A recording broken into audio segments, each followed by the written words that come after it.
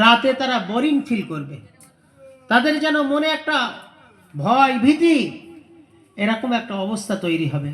তাই আবার আল্লাহ রাব্বুল জালাল ওয়াজাইয়ান্নাস সামাআদ দুনিয়া বিমাসাবিহা ওয়া হিফযা, আল্লাহ আসমানকে সাজিয়ে দিয়েছেন, জাইয়ান্না সাজিয়ে দিয়েছেন, আস-সামা আসমানকে বিমাসাবিহা তারকা রাজি দ্বারা, চন্দ্রের আলো দ্বারা আসমানকে সুসজ্জিত করেছেন।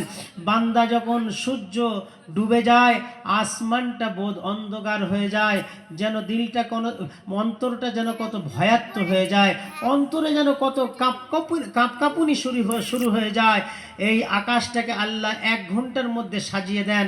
বান্দা আকাশের দিকে তাকিয়ে দেখে আকাশটা যেন তারকা দিয়ে কত সুসজ্জিত। মধ্যরাত একেবারে তাহাজ্জুদের সময় আমার আল্লাহ রাব্বুল জালাল একদম সপ্তর্ষি আকাশে সুরাইয়া নামক তারকাকে উদয় করে দেন।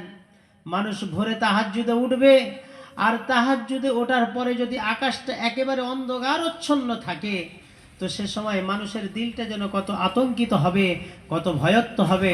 তাই আমার আল্লাহ রাব্বুল জালাল সপ্তম আকাশের অর্থাৎ সপ্তর্ষি আকাশের সবচেয়ে দামি তারকা, যাকে বলা হয় তারকাদের সম্রাট, তারকাদের মা, তারকাদের রানী সুরাইয়া নামক তারকাকে আল্লাহ উদয় করে দেন, যেন সেই রাতে উঠলে আকাশের দিকে তাকালে যেন জানটা ভরে যায়, চোখটা তৃপ্তি পেয়ে যায়। এগুলো কাদের জন্য করেছেন? আমার আল্লাহ রাব্বুল জালালের পিয়ারা হাবিব জানাবে মুহাম্মাদুর রাসূলুল্লাহ সাল্লাল্লাহু তাআলা আলাইহি ওয়াসাল্লাম হাদিসের মধ্যে জানিয়ে দিচ্ছেন, আলা ওয়া ইন্নাদ দুনিয়া খুলিকাত লাকুম, হে মানব সকল শুনে নাও, শুনে নাও, শুনে নাও, পৃথিবীর সব কিছু তোমাদেরই জন্য সৃষ্টি করা হয়েছে। সব কিছু যা আছে, নদী নালা পাহাড় পর্বত, যা কিছু দেখছেন, যা কিছু আপনার দৃশ্যের মধ্যে আছে, যা কিছু আপনার অদৃশ্যে আছে। কি আছে অদৃশ্যে? আপনি যে জমিনের উপরে দাঁড়িয়ে আছেন, এই জমিনের নিচে আরো 7টা জমিন আছে। এই 7টা জমিনে কি আছে? আপনার দৃশ্যের বাইরে আছে। আপনি যে জমিনে দাঁড়িয়ে আছেন, আপনার উপরে আসমান আছে। আসমানের স্তর বলতে গেলে রাত শেষ হয়ে যাবে, অত বৈজ্ঞানিক তথ্য না বললেও এতটুকু আপনি বুঝলেন, 9.5 কোটি 13 কোটি সাড়ে 9 কোটি লক্ষ কিলোমিটার উপরে আছে আপনার চন্দ্র, তার কত উপরে আছে আসমান। সেই আসমানটা আমাদের যে উপরে আছে, আপনারা তার হয়তো কিছু ছায়া মেঘ দেখতে পাচ্ছেন, আসলে আসমানটা দেখতে পাচ্ছেন না। সেই আসমানে কত রকম তারকা আছে এটা আপনারা জানেন না। কিছু আপনাদের চোখে পড়লে আপনারা সেগুলোকে দেখতে পান কিন্তু চিনতে পারেন না। সেই আসমানের প্রত্যেকটা আসমানের উপরে উপরে একটা করে আসমান আছে। এইরকম কটা আসমান আছে? এইরকম 7টা আসমান আছে। এক একটা আসমান থেকে এক একটা আসমানের দূরত্ব কতটা? পৃথিবীর জমিনে সবচেয়ে দ্রুত গতিতে যে বাহন চলে, যে প্লেন চলে, এই প্লেন যদি 5,500 বছর যদি চলতে থাকে, তাহলে এক আসমান থেকে আর এক আসমানে পৌঁছাতে পারবে।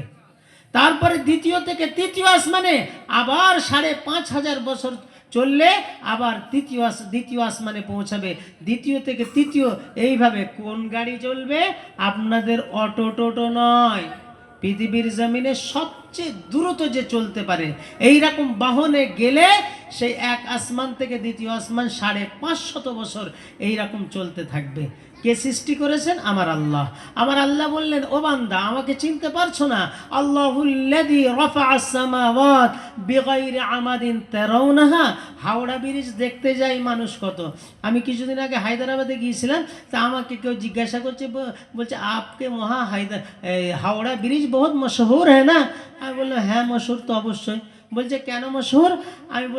আমি বললাম দেখুন, হাওড়া ব্রিজের নিচেই কোনো খুঁটি নেই, যা আছে ওপর দিয়ে ঝোলানো, ইংরেজরা ব্রিটিশরা তৈরি করে গিয়েছে, এবং আজ পর্যন্ত সে হাওড়া ব্রিজের কোনো রডে এখনো জাঙ্গারা লাগেনি। এটাই হলো ওর খ্যাতি। তো আজকে হাওড়া ব্রিজ আপনাদের কাছে এত খ্যাতি সম্পন্ন কতটা 1 কিলোমিটার, এই এতটা আপনার বিনা খুঁটিতে ঝোলন দিয়ে রাখা হয়েছে একটা হাওড়া ব্রিজ। তার জন্য সারা বিশ্বব্যাপী এর খ্যাতি ছড়িয়ে পড়েছে। আমার আল্লাহ বলেন, আল্লাহুল্লাযী রাফা'আস সামাওয়াতি বিগাইরি আমাদিন তারাউনাহা। ও বান্দা শুনে নাও, জেনে নাও, আমি আল্লাহ কি করেছে? রাফা'আস সামাওয়াতি, আকাশসমূহকে উঁচু করে দিয়েছি, এবং এই আকাশসমূহ তোমাদের মাথার উপরে আছে, এবং এই আকাশসমূহকে যে আমি উপরে রেখেছি তার জন্য নিচেই কোনো খুঁটি এবং খাম্বা আমি রাখিনি। বিগাইরি আমাদ, অর্থাৎ খুঁটি